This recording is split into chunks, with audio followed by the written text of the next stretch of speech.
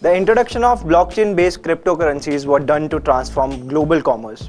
But instead, the digital currencies became nothing more than an empty speculative asset. Meanwhile, access to real-time secure online payment has become an imperative notion of the digital society today. Leading from the front, India has been making giant strides towards promoting digital payment transactions with its Unified Payment Services (UPI).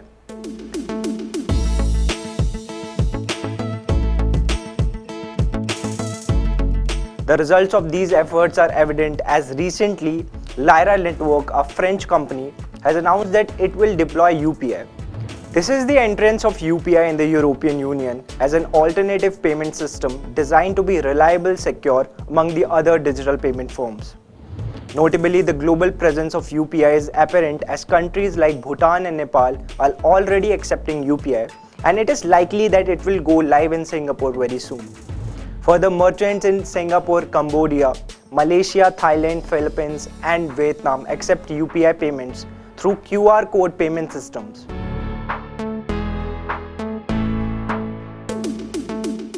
Importantly, the National Payments Corporation of India is in talks with Australia to integrate UPI with Australia's own nascent fast payment rail called New Payments Platform.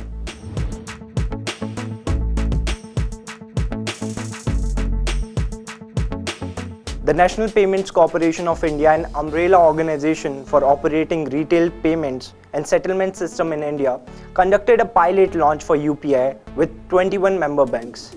The pilot launch was started on 11th April 2016 by the then RBI Governor Dr. Raghuram Rajan. Carrying this forward, banks started uploading their UPI-enabled apps on the Google Play Store from 25th August 2016 onwards.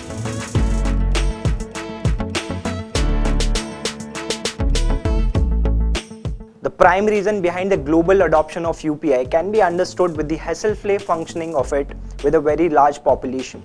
By facilitating what blockchain was supposed to do, cutting out intermediaries and inducing greater confidence, UPI could accelerate global innovation in payments technology. To digitize the financial sector and economy, the Government of India's strategies are also promoting digital payment transactions, which are steadily improved over the last few years. These initiatives have been working with the ethos of making the digital payment ecosystem an essential aspect of the Digital India program.